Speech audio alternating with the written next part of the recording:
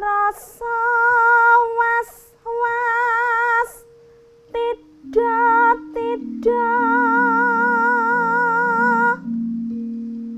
pan kudu wani ngadepi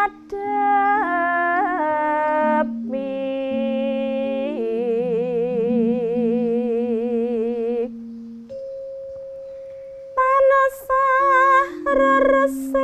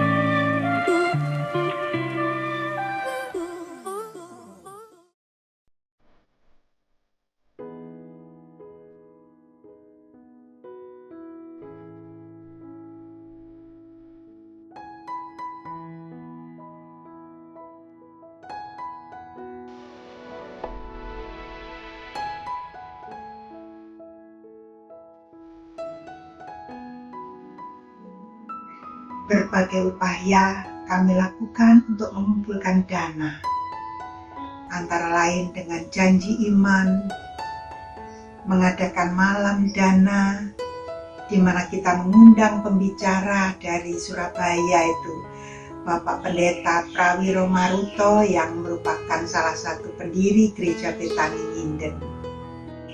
Dan akhirnya uang itu berhasil kami kumpulkan dan dibayarkan lunas kepada desa. Maka mulailah upaya-upaya untuk meminta izin pada warga sekitar yang pada saat itu kami optimis untuk mudah memperolehnya. Tetapi ternyata tidak terlalu mudah karena adanya beberapa orang yang tidak setuju. Pada saat itu kegiatan bergereja sudah dilakukan dengan sepenuhnya, baik berupa pembinaan anak remaja, kegiatan ibu-ibu, dan hari-hari raya yang dirayakan dengan menghayati betapa sulitnya perjuangan ini. Hal ini bisa kita lihat pada acara ulang tahun GKJW Sidoarjo yang ke-8 yang pada saat itu tahun 96, di mana remaja mengadakan fragmen Gereja Prasasat Baito. Mereka menghayati betapa beratnya membuat perahu, kemudian membawa ke laut, dan ketika di tengah laut terjadi gelombang, terjadi saling menyalahkan, saling menuduh, sehingga terjadi ketidakkompakan. Itulah yang terjadi pada saat itu. Tanggal 8 Juni 1997, Pepantan Sidoarjo didewasakan, yaitu dengan waktu itu belum punya pendeta, dikonsuleni oleh Bapak Pendeta Supandri dari Jemaat Darmo. Kita memperoleh pendeta baku, yaitu bulan Februari 1998. Pendetanya yaitu Bapak Pendeta Hari Purwantoko STH dari Jemaat Jember. Saya sangat tertarik kekompakan Jemaat Sidoarjo ini. Dari pepantan ke dewasa itu sangat cepat perkembangannya dan pesat. Ya. Mulai diawali dengan PKT 16 juta, ternyata bisa terlampau sampai 24 juta. 24 juta ternyata juga bisa melampaui 24, bisa menjadi 38 juta. 38 juta ternyata bisa melampau lagi setiap tahun menjadi 45, dan 45 jadi 60, sehingga cepat menjadi dewasa. Dianggap keuangan Jemaat Sidoarjo ini adalah kuat, sehingga terus dia dilapiskan menjadi, artinya didewasakan, yaitu tanggal 8 Juni 1997 itu kurang lebih sudah PKT-nya sudah mencapai 75 juta. Itulah apa yang saya sampaikan, ini pengalaman kami di Jemaat Sidoarjo.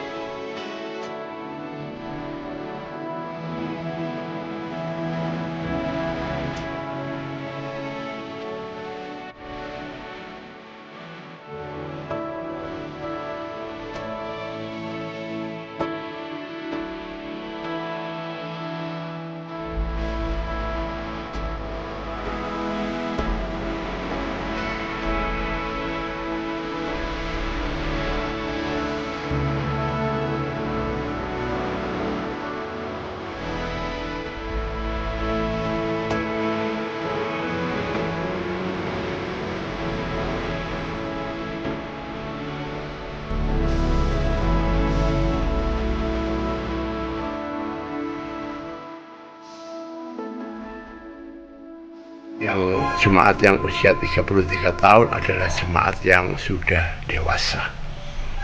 Jemaat yang sudah dewasa baik iman maupun secara fisik, tentu saja itu memiliki suatu pergumulan yang berbeda. Karena kalau jemaat mula-mula, jemaat yang awal yang masih muda, banyak kesalahan, kekeliruan, banyak pergumulan dan perjalanan hidup yang mungkin menyimpang dari rencana dan kehendak Tuhan.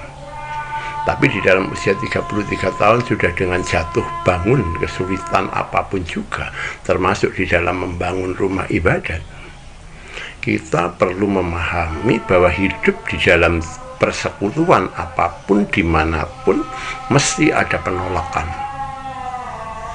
Penolakan itu adalah hal-hal yang sangat luar biasa, tapi itu biasa. Karena ada orang yang cocok, ada orang yang senang, ada orang yang tidak senang. Itu yang mengakibatkan kita terjadi pergumulan, yaitu ditolak. Umpamanya, contohnya saya mempunyai suatu rencana. Rencana saya adalah untuk melakukan kegiatan yang lebih semarak, lebih indah, tapi ditolak. Kenapa? Karena biaya, karena waktu, dan macam-macam. Nah, di dalam penolakan itu kita harus berbesar hati. Kita harus hidup dengan penuh kerendahan hati. Walaupun ditolak, tapi kita tetap melakukan pelayanan, tidak akan berhenti. Melakukan pelayan untuk kemuliaan Tuhan, tidak kita batasi dengan kekecewaan, dengan kejengkelan, dengan kemarahan, dan macam-macam yang seringkali mengganggu hidup persekutuan. Nah, di dalam usia 33 tahun ini adalah usia yang sangat rawan. Banyak sekali pertentangan, terutama di dalam pembangunan rumah Tuhan. Di dalam membangun rumah Tuhan hanya ada kerendahan hati dan kesatuan persatuan iman kepada Tuhan. Karena dengan kesatuan dan persatuan iman kepada Tuhan, kita akan mampu menyelesaikan tugas sebesar dan seberat apapun. Maka dari itu, Ibu dan Bapak, kita harus menjaga kerendahan hati kita. Kita percaya bahwa kita mungkin mempunyai kekurangan dan kelemahan. Kita menyadari bahwa penolakan-penolakan yang terjadi di dalam persekutuan itu mungkin ada kesalahan kita. Selamat ulang tahun Bapak dan Ibu. Semoga kita memiliki panjang umur, kita bisa ketemu lagi di lain waktu. Dengan ulang tahun yang di tengah pandemi ini, kita tentu mengingat bahwa pandemi adalah suatu program kegiatan yang dilakukan oleh Allah sebagai rencana penyelamatan dari kebobrokan dan kebodohan kita sebagai umat manusia. Maka dari itu, kita perlu kembali kepada Tuhan.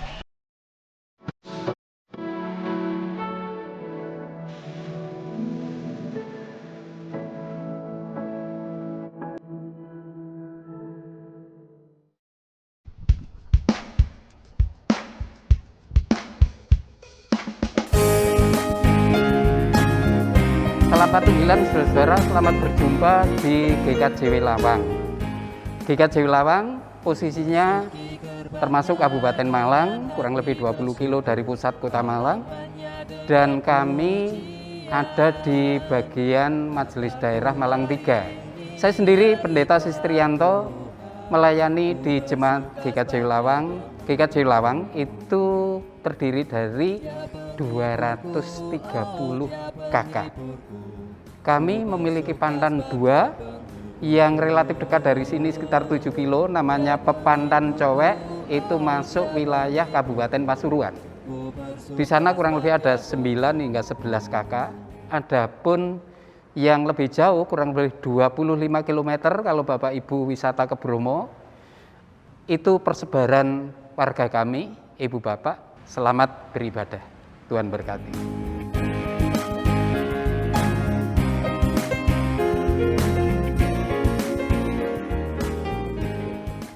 Salam Patunggilan. Bapak, Ibu, Saudara yang terkasih dalam Tuhan, selamat hari Minggu. Masih dalam situasi pandemi COVID-19, ibadah online minggu ini akan dilayani oleh Bapak Pendeta Sistrianto dari GKJW Jemaat Lawang. Bapak, Ibu, Saudara yang terkasih dalam Tuhan, ibadah minggu saat ini kita lakukan dalam rangkaian Pekan Anak.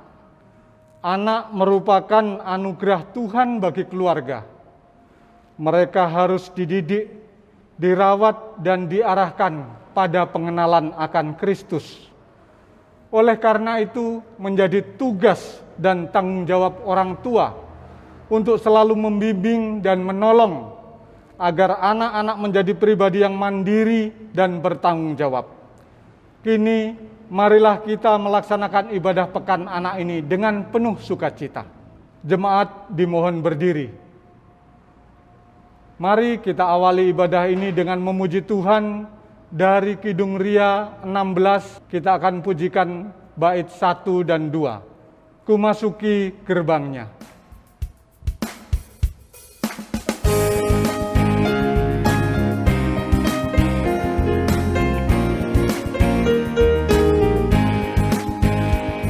Masuki gerbangnya dengan hati bersyukur, halamannya dengan pujian. Kataku hari ini hari buat Tuhan, ku bersuka sebab Dia penghiburku. Dia penghiburku, oh Dia penghiburku, ku bersuka sebab Dia penghiburku. Dia penghiburku, oh Dia penghiburku, ku bersuka sebab Dia penghiburku.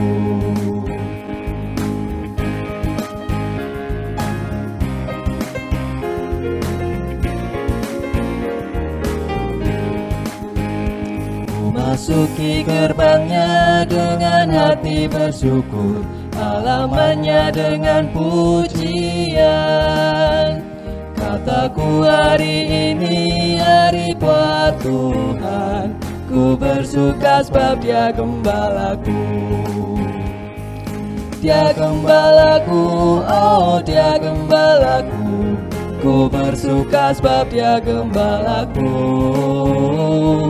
Dia gembalaku, oh Dia gembalaku, ku bersuka sebab Dia gembalaku.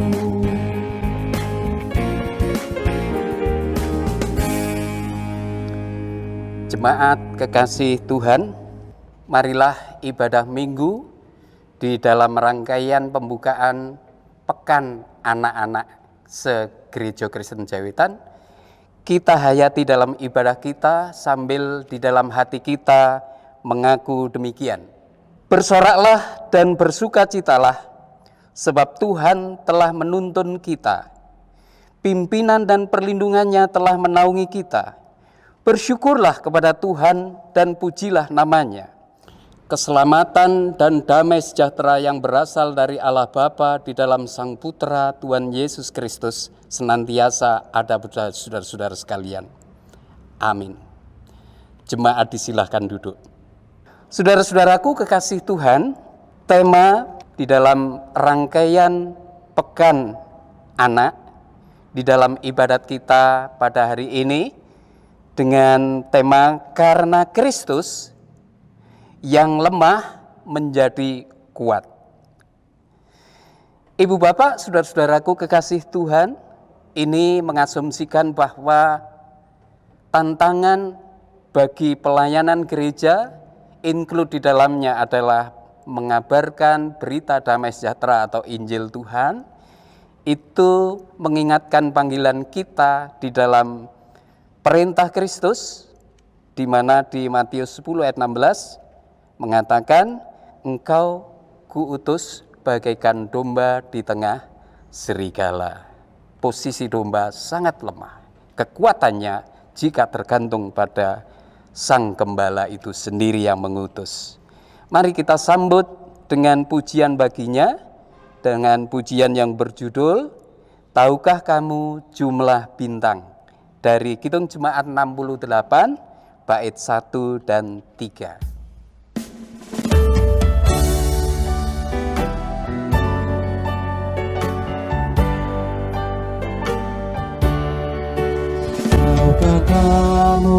jumlah bintang di angkasa yang megah, dan berapa jumlah awan mengitari dunia.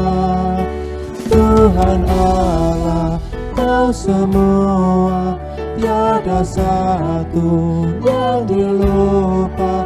Dari jumlah yang besar, dari jumlah yang besar.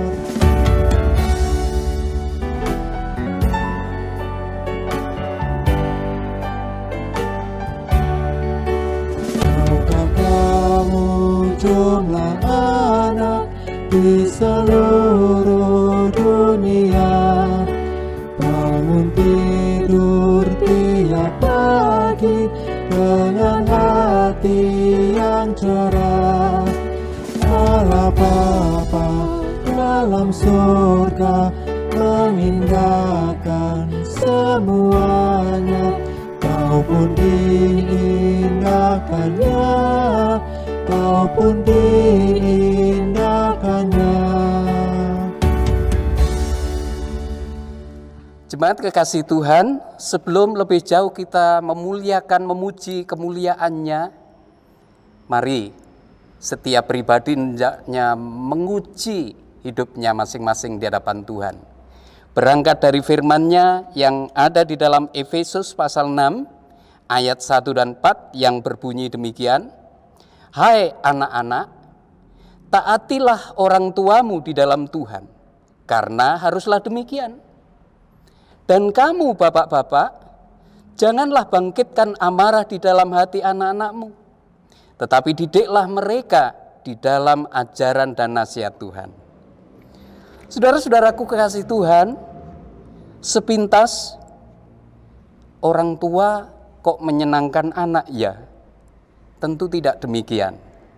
Di dalam hal pengajaran kepada anak-anak kita secara rohaniah, penekanannya bukan siapa yang paling berkuasa, tentu di sini Tuhan. Nah, di sini anak-anak kita adalah subjek, bukan objek. Kita harus menghargai dan mendidik sesuai pengertian mereka, tetapi mereka juga siap berubah karena kebijaksanaan dalam kita menuntun mereka. Mari kita akui dosa-dosa kita, sebab kenyataannya kita lebih banyak mungkin memanjakan, sehingga mereka bisa terjatuh dalam kesalahan, atau sebaliknya kita terlalu keras dan otoriter, atau bahkan kita membiarkan anak-anak kita tumbuh sendiri, sehingga ada plesetan lagu, "Aku anak KKJW", diplesetkan "Aku anak gede dewe", karena orang tuanya tidak peduli. Mari kita akui dosa-dosa kita di hadapan Tuhan dengan berdoa. Mari kita berdoa. Ya Tuhan, adalah suatu kehormatan bila kami Engkau tunjuk sebagai orang tua, mendampingi, mendidik, memperkaya anak-anak kami tumbuh menjadi dewasa, mempersiapkan mereka menjadi generasi yang siap untuk menghadapi tantangan zaman. Tidak mudah. Karena itu, berikanlah hikmat kepada kami semua. Kenyataannya kami sebagai orang tua lebih banyak berbuat kesalahan dan kurang bijaksana. Demikian juga anak-anak kami, begitu mudah terpesona dan terlena dengan ayunan godaan zaman masa kini.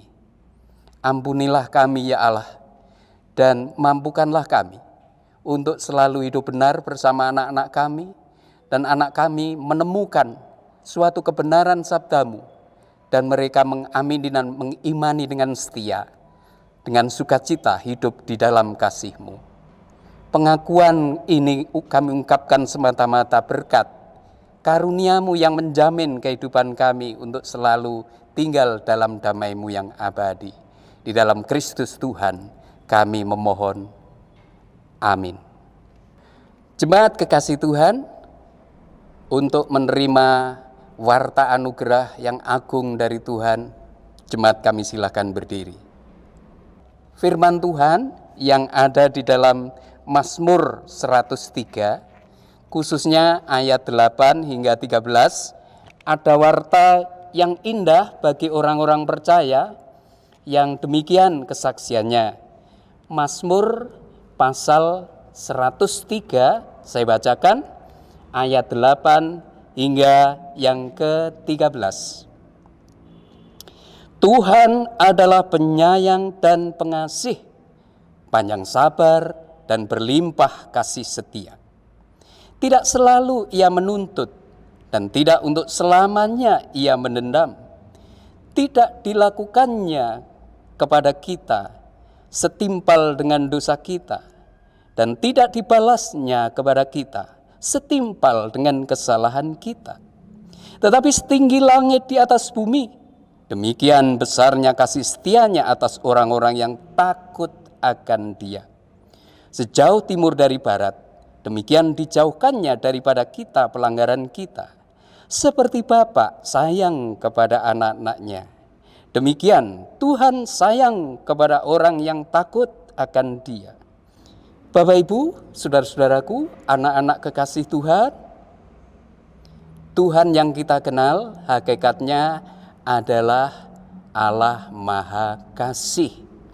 Di dalam bahasa Inggris, God is love. Dalam bahasa Jerman, God is Liebe. Hakikat Tuhan yang adalah cinta, itulah yang dinyatakan kepada kita ketika melihat anak-anaknya keliru, segera menyadari kesalahannya. Dikatakan di sini, Dia bukan Allah pendendam. Kalaupun toh cemburu, Ia tidak mau anak-anaknya terjatuh dalam penyembahan yang lain-lain. Tetapi ketika kembali, Ia dengan sukacita menerima kembali anak-anaknya dan diampuninya. Seperti lagu, sejauh timur dari barat dijauhkannya dosaku. Indah sekali. Berbahagialah orang yang diterima selalu menjadi anak-anaknya kembali, karena Tuhan tahu siapa kita, dilukiskan kita rentan atau debu saja. Amin. Ibu bapak, saudara-saudaraku kekasih Tuhan, mari kita respon sabda yang indah dan agung tadi dengan pujian. Kita pakai kidung pujian Ria nomor 79 dalam judul Ku Tahu Tuhan Pasti Buka Jalan. Mari kita hayati bersama.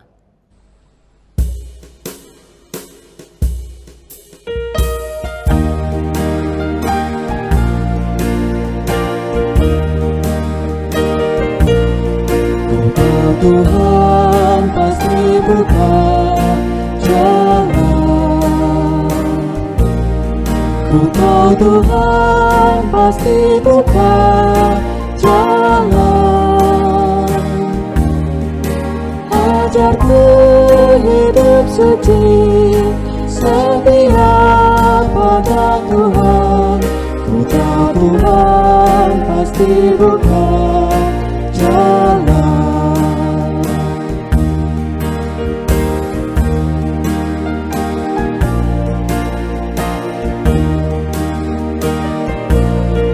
Ku tahu Tuhan pasti buka jalan.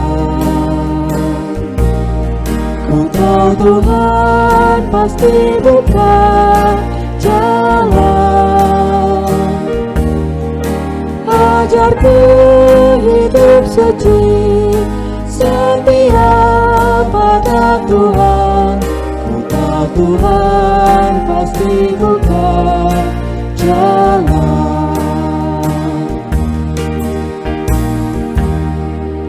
Selanjutnya disilahkan jemaat Tuhan duduk kembali. Kini saatnya kita akan menghayati, merenung meresapkan kebenaran firman Tuhan. Adapun pewartaan firman hari ini terambil dari Injil Markus pasal 6 ayat 1 hingga yang 13 dan akan dipandu oleh rekan majelis jemaat. Disilahkan untuk melayaninya. Jemaat yang dikasihi dan yang mengasihi Tuhan, saatnya kita akan membaca dan merenungkan firman Tuhan. Sebelumnya marilah kita berdoa. Tuhan Yesus, puji dan syukur kami naikkan ke hadirat-Mu atas segala berkat yang Engkau limpahkan di dalam kehidupan kami sehari-hari. Tuhan, pada ibadah ini kami akan membaca dan merenungkan sebagian firman-Mu. Tuhan, bukalah hati dan pikiran kami, kuasailah kami dengan Roh-Mu yang kudus. Berikanlah kami kemampuan untuk menerima, mendengarkan firman-Mu, dan bisa menjalankan dalam kehidupan kami sehari-hari seturut dengan kehendak-Mu. Tuhan, kami mendoakan Bapak Pendeta Sistrianto yang akan menyampaikan firman-Mu. Kiranya Tuhan berikan roh hikmat dan kebijaksanaan, sehingga semua yang disampaikan seturut dengan kehendak-Mu. Berfirmanlah ya Tuhan, kami semuanya siap mendengarkan. Di dalam nama Tuhan Yesus kami berdoa dan mengucap syukur. Amin. Firman Tuhan yang akan kita baca dan kita renungkan, kita ambil dari Injil Markus pasal 6 ayat 1 sampai dengan 13 yang demikian firman-Nya. Yesus ditolak di Nazaret. Kemudian Yesus berangkat dari situ dan tiba di tempat asalnya. Sedang murid-muridnya mengikuti Dia. Pada hari Sabat, Ia mulai mengajar di rumah ibadat, dan jemaat yang besar takjub ketika mendengar Dia, dan mereka berkata, "Dari mana diperolehnya semuanya itu? Hikmat apa pulakah yang diberikan kepadanya? Dan mujizat-mujizat yang demikian, bagaimanakah dapat diadakan oleh tangannya? Bukankah Ia itu tukang kayu, anak Maria, saudara Yakobus, Yoses, Yudas, dan Simon? Dan bukankah saudara-saudaranya yang perempuan ada bersama kita?" Lalu mereka kecewa dan menolak Dia. Maka Yesus berkata kepada mereka, "Seorang nabi dihormati di mana-mana kecuali di tempat asalnya sendiri, di antara kaum keluarganya dan di rumahnya. Ia tidak dapat mengadakan satu mujizat pun di sana, kecuali menyembuhkan beberapa orang sakit dengan meletakkan tangannya atas mereka. Ia merasa heran atas ketidakpercayaan mereka." Yesus mengutus ke-12 rasul. Lalu Yesus berjalan keliling dari desa ke desa sambil mengajar. Ia memanggil ke-12 murid itu dan mengutus mereka berdua-dua. Ia memberi mereka kuasa atas roh-roh jahat dan berpesan kepada mereka supaya jangan membawa apa-apa dalam perjalanan mereka kecuali tongkat. Roti pun jangan, bekal pun jangan, uang dalam ikat pinggang pun jangan. Boleh memakai alas kaki, tetapi jangan memakai 2 baju. Katanya selanjutnya kepada mereka, "Kalau di suatu tempat kamu sudah diterima dalam suatu rumah, tinggallah di situ sampai kamu berangkat dari tempat itu. Dan kalau ada suatu tempat yang tidak mau menerima kamu, dan kalau mereka tidak mau mendengarkan kamu, keluarlah dari situ dan kebaskanlah debu yang di kakimu sebagai peringatan bagi mereka." Lalu pergilah mereka memberitakan bahwa orang harus bertobat. Dan mereka mengusir banyak setan dan mengoles banyak orang sakit dengan minyak dan menyembuhkan mereka. Demikian kesaksian firman Tuhan. Jemaat kekasih Tuhan, demikianlah firman Tuhan.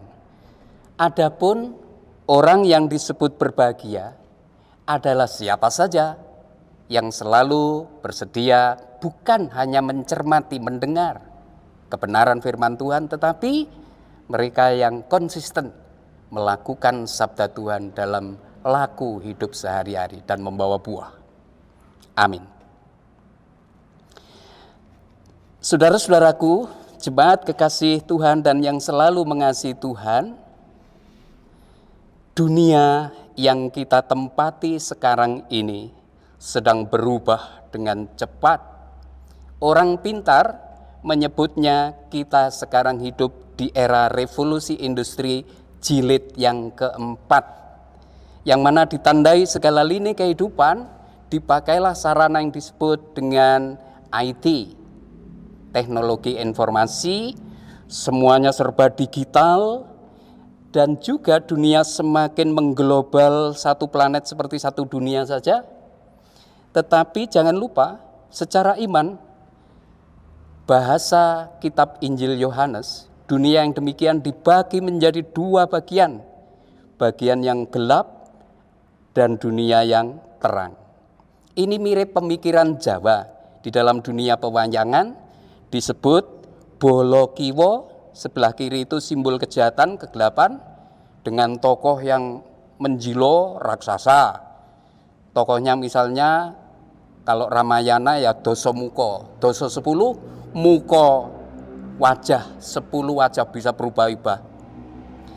Adapun sebelah kanan simbol kebajikan, golongan putih atau dunia terang, diwakili tokoh orang yang berdarah putih, Satria Pinilih, yang sering kita sebut dengan nama Puntadewa. Ini dari 5 Pandhawa yang saudara bersama 5 ini yang paling tua, itu berdarah putih. Simbol kebaikan. Nah, ini mengingatkan kita tadi firman Tuhan, kita diutus ke dunia ini, apapun yang kita lakukan adalah menjadi saksi, dan kita diutus sebagaimana domba di tengah serigala. Kalau posisi kita serigala enak, tinggal nyaploi domba begitu ya. Persoalannya adalah posisi kita orang beriman justru domba, sangat lemah. Di mana letak kekuatannya? Ya, kalau domba ini hanya bergantung yang empunya hidup, ya sang gembalanya yang agung, Tuhan Yesus. Saudara-saudara, demikian juga dalam hal pemakaian IT, itu bisa juga berwajah ganda. Kita bersyukur di era pandemi ini dengan IT bisa menjembatani komunikasi semua manusia tanpa harus bersinggungan dengan virus. Ini berkat dari IT juga, teknologi. Tetapi ketika kita keliru memanfaatkan, misalnya di situs Mbah Google itu, anak-anak kita bisa pandai tanpa guru, ada banyak info di situ. Tetapi tanpa pendampingan teladan yang benar, salah mengeterapkan justru menjadi ancaman dan kejahatan. Kalau begitu serigalanya siapa? Siapapun yang berbuat jahat, bisa juga kita, Anda dan saya. Karena kita sejak lahir sudah berkecenderungan berbuat jahat, seperti Paulus juga. Saya ingin melakukan hal yang baik, tetapi seringkali justru hal yang jahat yang saya lakukan. Ada 2 kekuatan dalam diri kita itu yang endeng-endengan ya. Nah, tinggal kita memilih yang mana. Yang pasti kita tidak bisa memilih dunia kegelapan, harus dunia terang. Nah, disinilah juga bagaimana kita menggunakan IT, termasuk juga ketika kita hari ini membuka Pekan Anak, kita mempunyai tanggung jawab mendampingi generasi anak-anak kita di era digitalisasi ini. Nah, serigala bisa juga sistem yang kita buat di lingkungan kita. Karena orang tua yang egois bisa memanjakan anaknya, atau sebaliknya memaksa anaknya sesuai dengan kemauan orang tua. Itu bisa suasana yang jahat, serigala. Jadi serigala memakan domba jangan selalu diartikan di luar gereja yang berbuat jahat. Bisa juga kita sendiri, hati-hati saudara-saudara. Ibu bapak, saudara-saudaraku kekasih Tuhan, menarik juga pengalaman 20-an tahun yang lalu, wakil ketua majelis jemaat di tempat saya melayani dulu di Banyuwangi, di Jajak, cerita, Pak, saya punya teman menjadi profesinya dokter ya, tapi anehnya dia praktek kedokterannya itu cuma 1-2 jam, tapi 4-5 jam ada di bengkelnya besi tua. Loh, kok bisa Pak? Ya, dulu dia sekolah ke sana itu karena memenuhi ambisi orang tuanya, mungkin gengsi ya, kalau menjadi dokter wah gitu. Nah, sehingga dia manut tetapi mungkin ada unsur terpaksa. Nah, ini tidak baik. Nah, Bapak Ibu, saudara-saudaraku kekasih Tuhan, di era revolusi industri yang berubah dengan cepat ini, kita mesti hati-hati untuk mendampingi, memperhatikan dengan serius tentang mempersiapkan generasi penerus kita, terutama anak-anak kita. Di pekan ini khusus kita diingatkan bagaimana peran orang tua. Apakah kita pembiaran terhadap anak-anak kita, atau mereka kita setir, kita pressing sesuai dengan kemauan orang tua. Jangan lupa, mereka bukan objek, tetapi subjek pemberian Tuhan, mutiara anugerah di keluarga Anda dan saya. Adalah kehormatan kalau saudara-saudara dipercaya untuk mendampingi anak-anaknya menjadi orang dewasa yang beriman. Tidak mudah, tetapi harus kita lakukan.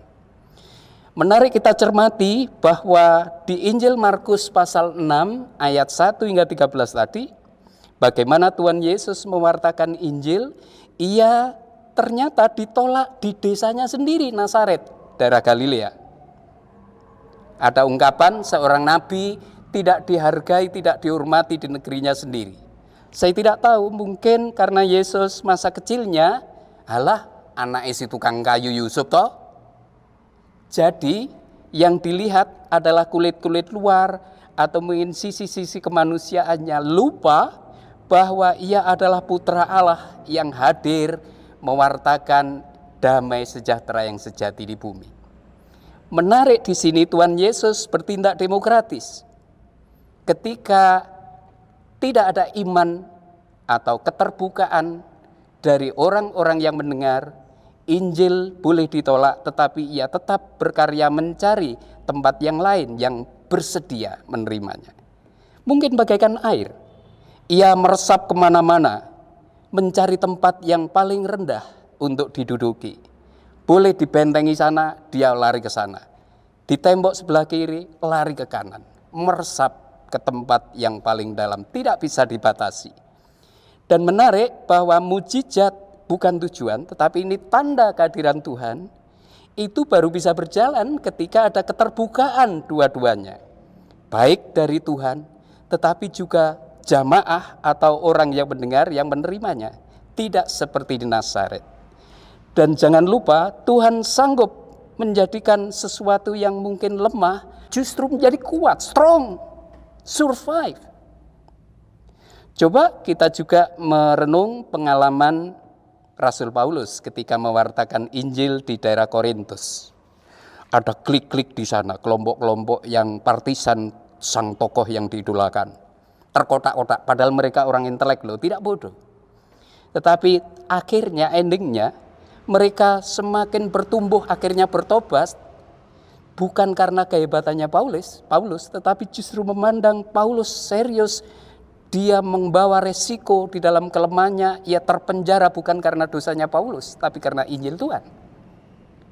Dan Paulus menyadari ketika ia pun mohon kekuatan Tuhan, ada anugerah di dalam bahasa, justru dalam kelemahanmu Paulus, anugerahku menjadi nyata, karena kemuliaanku dinyatakan. Nah, saudara-saudaraku, mari di dalam membuka pekan anak ini, berbicara tentang pendidikan, pendampingan anak-anak kita, ada 3 model: otoriter, dipaksa-paksa, laissez-faire, sakarep-karepmu, atau pembiaran, yang terakhir demokratis. Agaknya yang 3 ini yang ideal, demokratis, ning yang teokratis, melibatkan anak-anak sebagai subjek, tetapi orang tua juga rendah hati ketika memiliki kelemahan dan berbuat salah kepada anaknya. Jangan sungkan-sungkan minta maaf kepada anaknya. Ini bukan berarti kebo kok nusu gudel, tidak. Tetapi Tuhan yang dimuliakan. Selamat berkarya. Dan untuk anak-anakku, tumbuhlah dengan perkasa. Karenanya Tuhan yang sanggup menguatkan Anda dan memberi hikmat melalui para orang tuamu yang mendidik dengan bijaksana. Tuhan memberkati. Amin. Kita memasuki saat teduh untuk kita semua.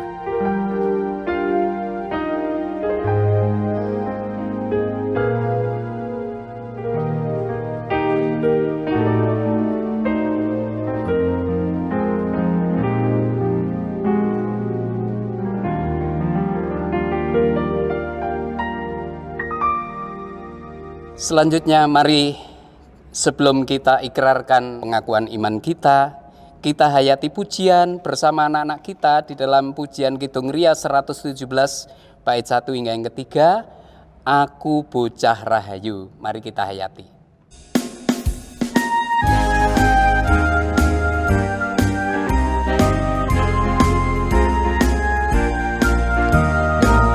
Aku bocah rahayu, aku kudu ngidul. Duwe omalan wong tuwa, sadulur samitra.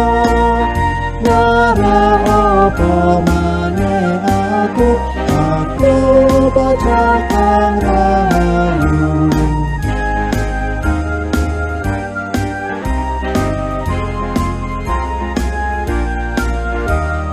Aku bocah rahayu, saipo bojoku. Badanku bagas waras, lan atiku enggar. Wong tuwa ngopeni aku bocah kang rahayu.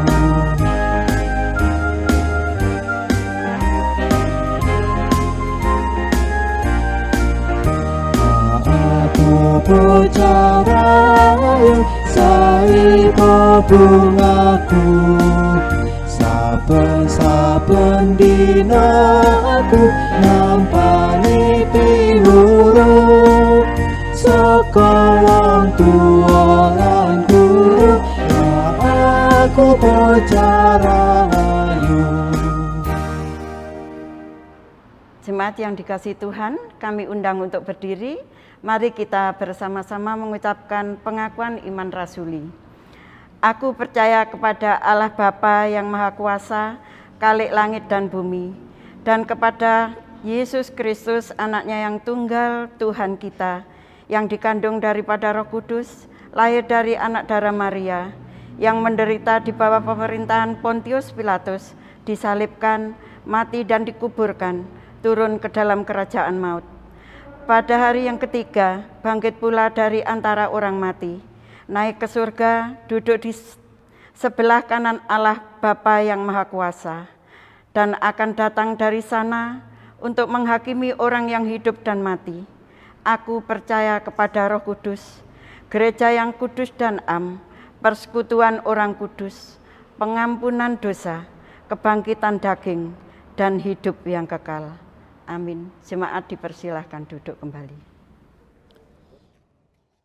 Jemaat kekasih Tuhan, mari kita di tengah ibadah membuka pekan anak ini, kita berdoa secara khusus untuk anak-anak kita dan banyak persoalan yang terjadi di gereja maupun di masyarakat. Mari kita berdoa.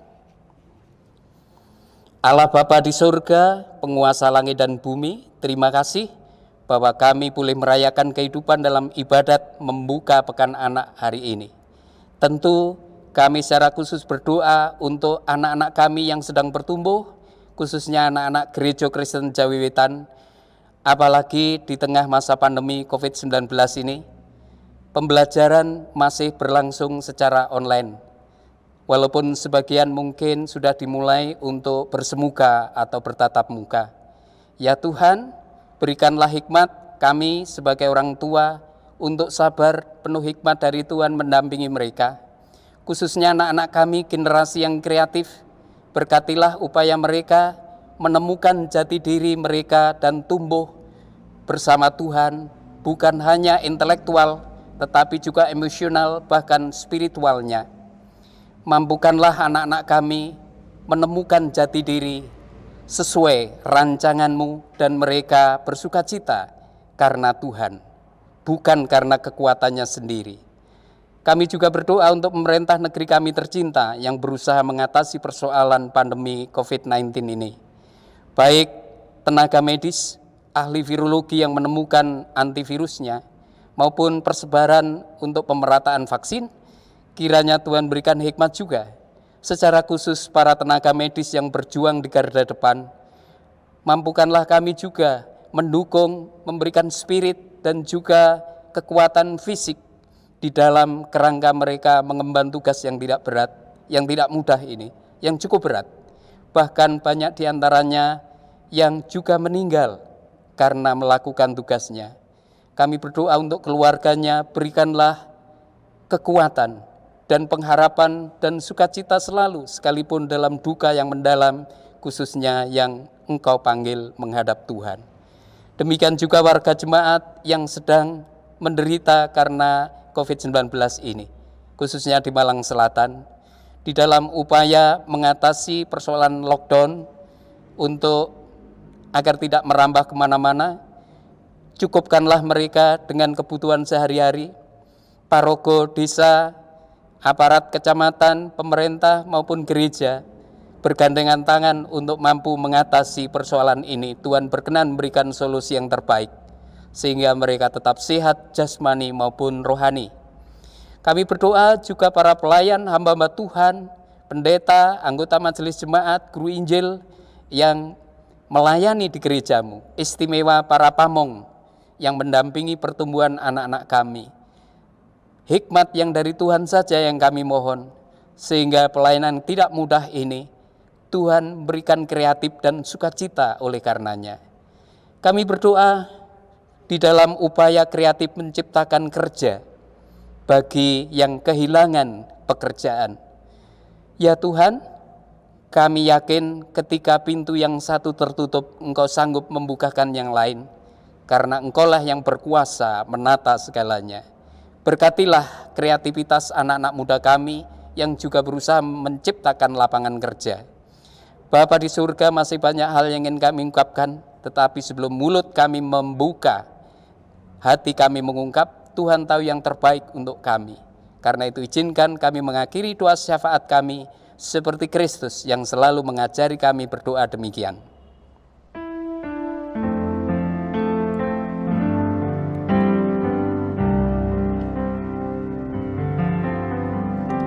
Bapa kami yang di surga, dikuduskanlah nama-Mu, datanglah kerajaan-Mu, jadilah kehendak-Mu di bumi seperti yang di surga. Berikan kami hari ini makanan yang secukupnya. Ampuni kesalahan kami seperti kami ampuni orang yang bersalah pada kami. Jangan bawa kami ke dalam pencobaan, tapi lepaskan kami dari yang jahat. Karena Engkau punya kerajaan dan kuasa, kemuliaan selamanya. Amin. Amin. Amin.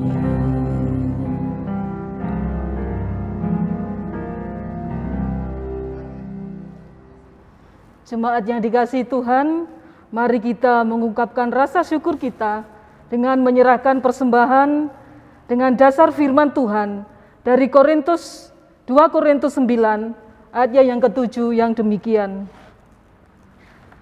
Hendaklah masing-masing memberikan menurut kerelaan hatinya, jangan dengan sedih hati atau karena paksaan, sebab Allah mengasihi orang yang memberi dengan sukacita. Bersamaan dengan kita menyerahkan persembahan, kita akan menyanyikan pujian Tuhan dengan lagu dari Kidung Ria 99 dengan judul Betapa Hatiku.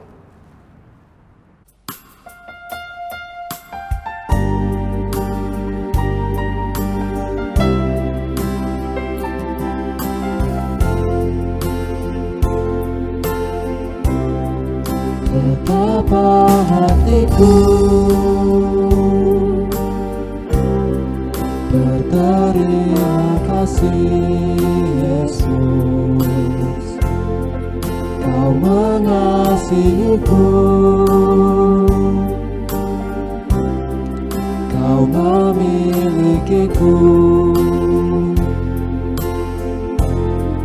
Hanya ini Tuhan persembahanku, segenap hidupku, jiwa dan ragaku, sebab tak ku miliki harta kekayaan yang cukup berarti untuk ku persembahkan.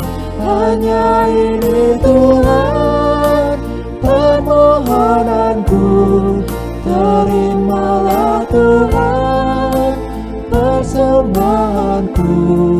Pakailah hidupku sebagai Allahku seumur hidupku.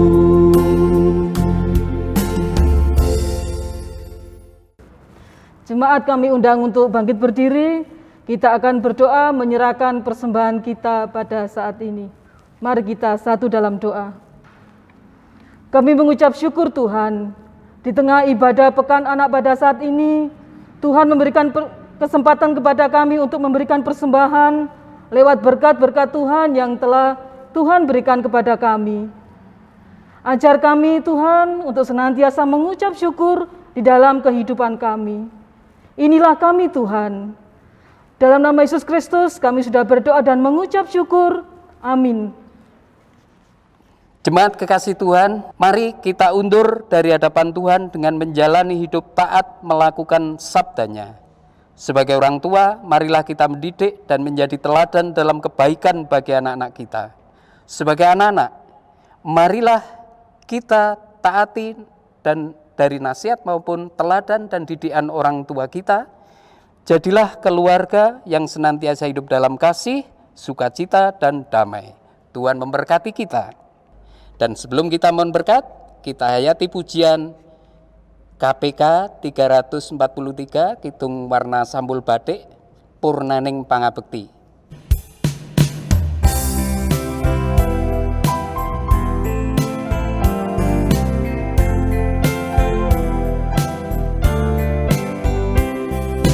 Pinujiyonge Allah Sang Rama wa Sang Putra Kang Roh Suci, purna pangabektian ing Gereja rasul gesang sabenari. Ayo nindakno kang terus ing ati sabdaning Gusti, sang yati singatan dening berkah ing Gusti, sung siramat ning sesami.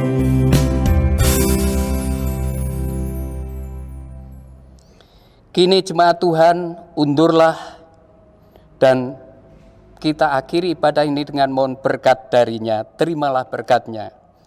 Tuhan Allah Bapa kiranya menghadapkan dan menyinarkan cahaya wajahnya ke depan saudara-saudara.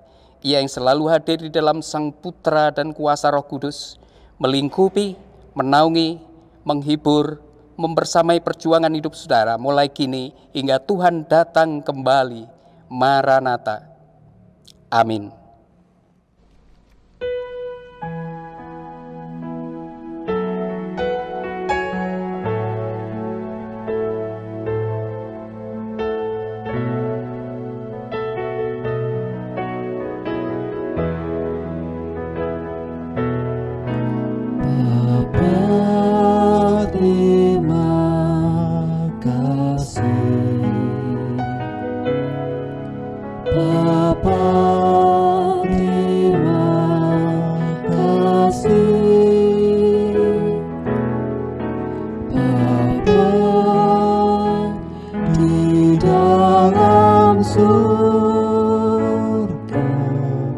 Surga